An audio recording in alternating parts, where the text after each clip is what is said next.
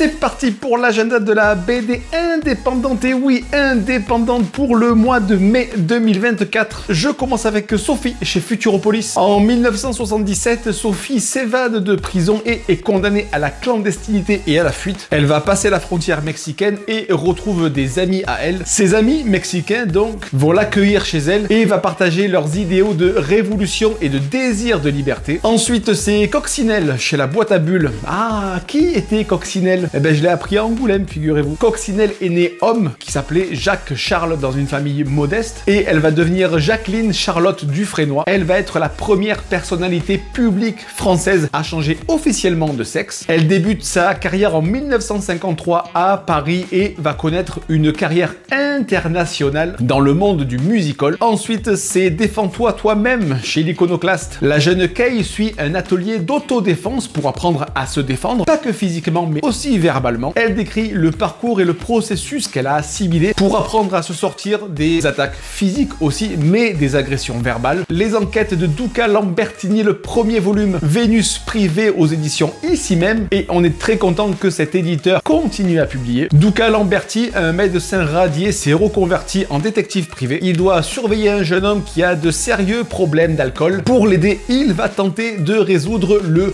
pseudo-suicide de sa petite amie. On a tous compris que c'était pas un suicide. Le 3 mai, c'est Comfortless chez Presque Lune de Miguel Villa. Comfortless est un conte avec plein de personnages qui interagissent avec les uns et les autres, et tout ce petit lot de personnages crée une société totalement désillusionnée à cause de la pandémie qu'on a connue il y a quelques années. Les vices, les peurs et les égoïsmes de chacun s'intensifient pour atteindre leur paroxysme, mais les problèmes ne font que commencer. Ensuite, Shady chez Même Pas Mal, rien à voir avec Eminem je pense. Égocentrique et jaloux maladif, waouh. Shady en fait ne veut qu'une seule chose, c'est attirer l'attention, mais son comportement avec autrui, particulièrement compliqué, le force en fait à s'isoler de plus en plus. Soudain, une fée descend du ciel et décide de sauver une âme perdue, et c'est justement celle de Shady qu'elle va vouloir sauver. Hors jeu chez Agrumes, une variation humoristique et métaphysique sur le foot, à travers un récit à tiroir où les personnages et les situations se croisent et se décroisent.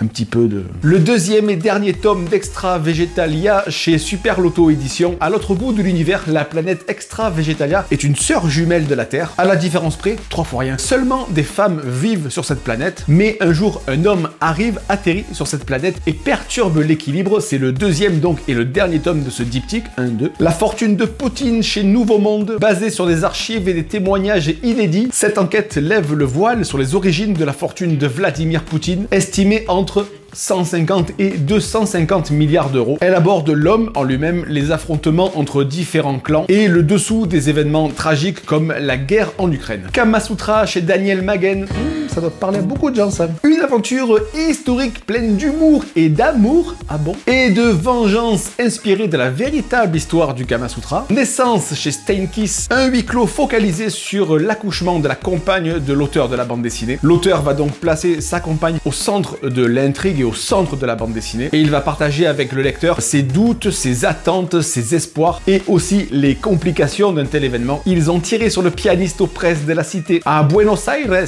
en mars 1976. Après un concert, le pianiste brésilien Francisco Tenorio Cerqueira disparaît sans laisser de traces. Des années plus tard, un jeune journaliste veut comprendre ce qui s'est passé et il reprend l'enquête depuis le début en interrogeant diverses personnes qui ont côtoyé l'artiste. Ça ira aux éditions Antipode. On espère bien que ça ira. La vie d'Eva est malheureusement régulée par une maladie psychique inconnue. Elle organise ses journées selon un emploi du temps très strict qui lui permet d'éviter des crises. Sa grand-mère, ne sachant pas quoi faire, lui offre l'image d'un ange pour l'aider à surmonter ses crises. Peu de temps après, l'ange va se matérialiser auprès d'Eva et devenir une personne réelle. Le loup des cordeliers chez Phileas. En mai 1789, Gabriel, un jeune provincial, rejoint Paris, la capitale, dans l'espoir de devenir journaliste. Il est fermement décidé à enquêter sur le loup des cordeliers, un mystérieux justicier qui tiendrait un loup en laisse et qui n'hésite pas à tuer pour défendre les femmes qui se promèneraient seules la nuit. Clémence en colère chez La Ville Brûle. Clémence rejoint un groupe de parole qui rassemble des femmes ayant subi des violences sexuelles. Elles se réunissent au cours de séances de travail pour parler de ce qui leur est arrivé, mais aussi pour se donner des conseils pour arriver à surmonter ce tragique événement. Chacune d'entre elles va se livrer, mais aussi entraider les autres membres du groupe. Ce roman graphique clôt la trilogie entamée avec C'est comme ça que je disparais et Adieu triste amour. La mère ombre chez Sayla, l'auteur raconte l'histoire de sa propre mère qui souffrait de troubles psychologiques en se basant sur ses journaux intimes, à elle évidemment. L'auteur a récupéré donc ses journaux intimes et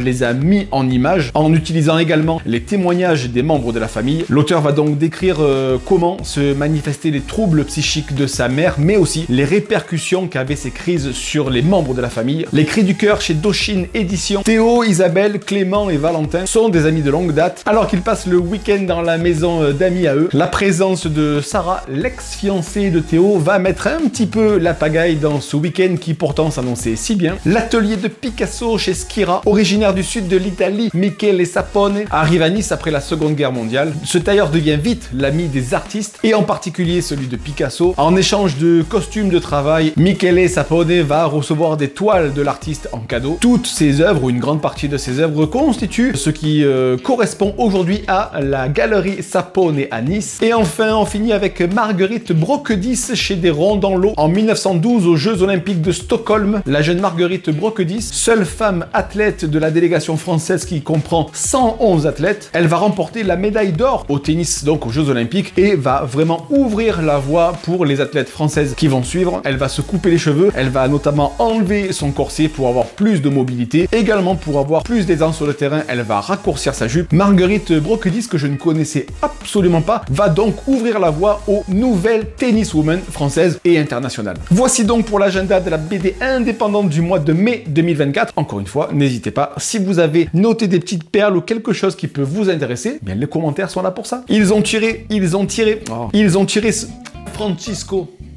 Francisco, je vais pas y arriver. Tome de...